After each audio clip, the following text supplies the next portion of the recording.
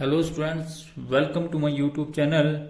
आज हम company account, issue of share, reissue of share and reissue of forfeited shares का question number 25 करेंगे। Question number 25 आपके सामने कि Chander limited issue 20,000 share of ₹10 each payable as follows on application and allotment ₹3 per shares on first call ₹4 per shares and second call ₹3 per shares.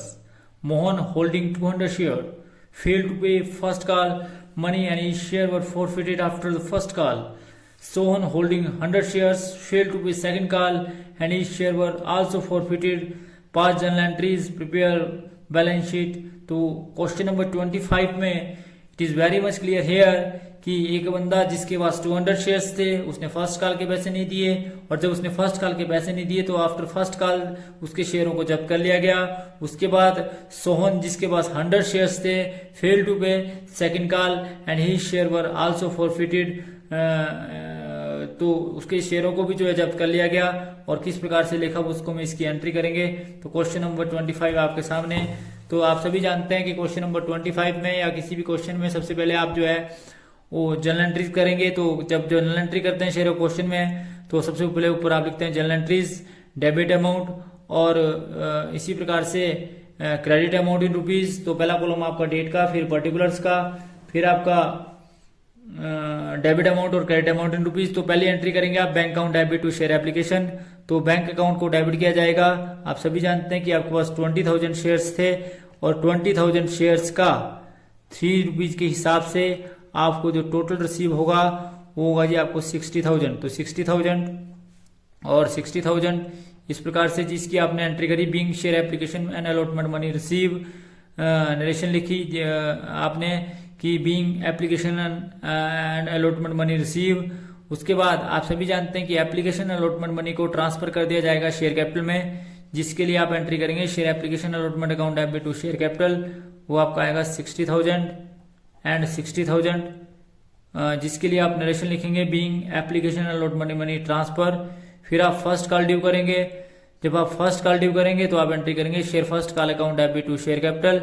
तो being first call money receive due वो कितनी होगी जी, वो आपकी 20,000 share की ₹4 के हिसाब से, दैट मीन्स की 80,000 एंड 80,000। तो इस प्रकार से जो है आपने share first call money due करी, जिसके लिए नरेशन लिखी being share first call money due. उसके बाद एक बंदा जिसके पास 200 शेयर्स थे उसने फर्स्ट कॉल के पैसे नहीं दिए, तो टोटल अमाउंट आपको फर्स्ट कॉल के टाइम में मिलना था 80,000।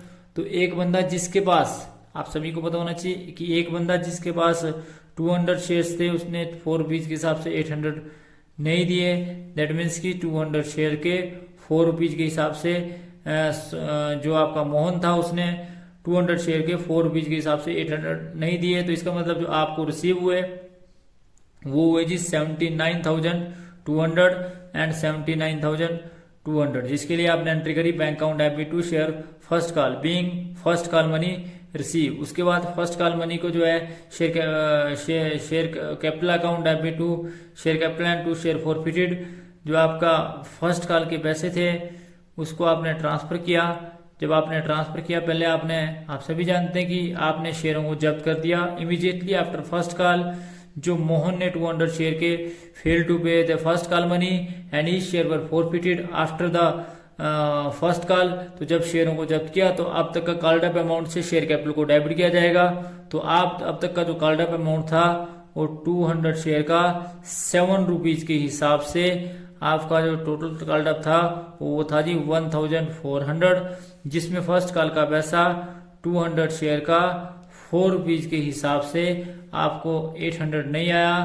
तो जो आपको आया वो आया जी शेयर फॉरफिट अकाउंट 200 शेयर का ₹3 के हिसाब से, दैट मीन्स की 600।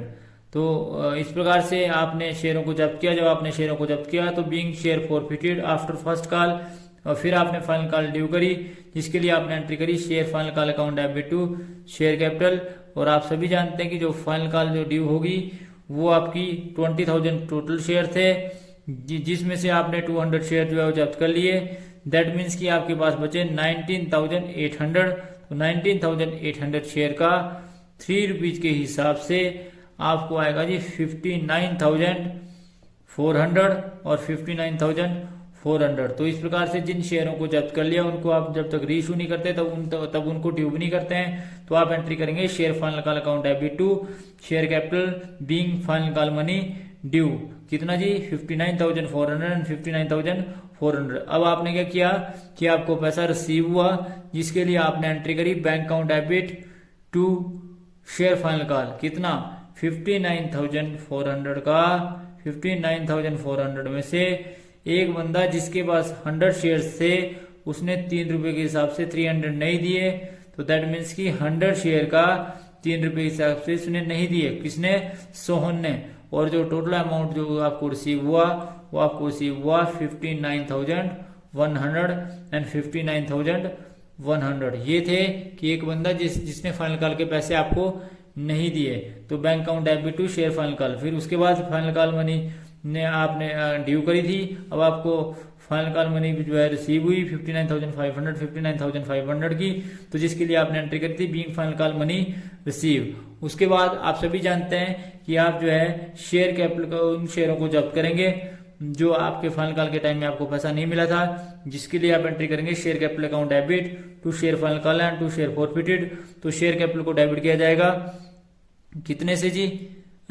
शेयर कैपिटल को जो आप डेबिट करेंगे वो कितने अमाउंट से करेंगे, तो ये भी आपको पता होना चाहिए कि आप जो है फाइनल कॉल मनी को जो शेयर फाइनल कॉल को जो शेयरों को आप जब्त करेंगे, तो शेयर जो आपने जब्त किए वो 100 शेयर किए और ₹10 के हिसाब से टोटल जो है वो 1000 डेबिट हुआ, और जो फाइनल कॉल का पैसा नहीं मिला वो 100 शेयर का ₹3 के हिसाब से आपको 300 नहीं मिला, और जो पैसा आपको मिला 100 शेयर का ₹7 के हिसाब से 700। तो इस प्रकार से आप शेयरों को जब जब्त किया तो आपने इसकी नरेशन लिखी being 100 share forfeited for non payment of call money. तो कॉल मनी का पैसा ना मिलने के कारण आपने इन शेयरों को जब्त कर लिया इस प्रकार से। फिर उसके बाद इसका आप बैंक अकाउंट बनाएंगे। आप सभी जानते हैं कि जब इसका बैंक अकाउंट बनाया जाएगा तो बैंक अकाउंट में लेफ्ट हैंड साइड जो है वो डेबिट साइड होती है एंड राइट हैंड साइड जो है वो क्रेडिट साइड होती है। पहला कॉलम आपका पर्टिकुलर्स का है, फिर डेबिट अमाउंट इन रुपीज और फिर क्रेडिट अमाउंट इन रुपीज। तो सबसे पहले आप एंट्री करेंगे 2 शेयर एप्लीकेशन अलॉटमेंट अकाउंट। तो आपको एप्लीकेशन अलॉटमेंट का जो है वो 60,000 रिसीव हुआ है, तो 60,000 आपने लिख दिया अमाउंट। उसके बाद आपको शेयर फर्स्ट कॉल का जो आपको रिसीव हुआ था वो 79,200 टू शेयर फर्स्ट कॉल, और उसके बाद फाइनल कॉल का जो आपको रिसीव हुआ था वो आता जी 59,100। तो जो टोटल आपको पैसा रिसीव हुआ जिसको आप बैंक अकाउंट में शो कर रहे हैं वो आज आपको 1,98,300, और यही आपका बैलेंस रहेगा जिसको आप लिखेंगे बाय बैलेंस कैरी डाउन। तो बाय बैलेंस कैरी डाउन जो है आपके पास आया 1,98,300, और आप आमने सामने जब टोटल करेंगे तो total both side equal to each other, that is 1,98,300।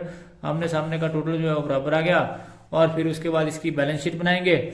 Balance sheet बनाने से पहले नोट ऑफ अकाउंट, जिसमें सबसे पहले शेयर कैपिटल में authorise issued subscribe called up and paid up capital 19,700 share में से, क्योंकि आप सभी जानते हैं 20,000 शेयर्स आपके पास टोटल थे, 20,000 शेयर्स में से आपने 300 शेयर जो है वो फॉरफिट कर लिए, जब्त कर लिए, तो इसका मतलब बचे 19,700 का ₹10 के हिसाब से। आप सभी जानते हैं कि 19,010 शेयर का ₹10 के हिसाब से आपका आया 1,97,000। उसके बाद आप सभी जानते हैं कि शेयर फॉरफिट अमाउंट हुआ जो 600 एक था और 700 एक था, तो दैट मीन्स की जो टोटल था वो था जी 1,300। तो इस प्रकार से जो शेयर कैपिटल का टोटल अमाउंट आया वो आया जी 1,98,300। ये नोट ऑफ अकाउंट नंबर 1 है। फिर नोट ऑफ अकाउंट नंबर 2 में कैश एंड कैश इक्विवेलेंट के आइटम में कैश एट बैंक जो आपने अभी बनाया, इसका बैलेंस है 1,98,300, और इसका बैलेंस भी आपका 1,98,300 मतलब कैश का बैलेंस है। अब आप बैलेंस शीट बनाएंगे। बैलेंस शीट ऑफ अकाउंट में इक्विटीज एंड लायबिलिटीज में सबसे पहले share capital note of account number 1 में जो आपने बनाई वो आपके पास आई 1,98,300, और यही लायबिलिटी साइड का टोटल है 1,98,300। तो इस प्रकार से उसके बाद असेट में current asset, cash and cash equivalent में नोट ऑफ अकाउंट नंबर 2 1,98,300 और ये भी 1,98,300। बोथ साइड का टोटल जो है आपस में बराबर, लाइबिलिटी साइड का टोटल जो है असेट साइड के टोटल से मिल गया। इसका मतलब कि आपका क्वेश्चन सही है। तो ये था जी आपका question number 25। Thanks for watching the video. Please like and subscribe my channel and also press bell icon for next notification. Thank you.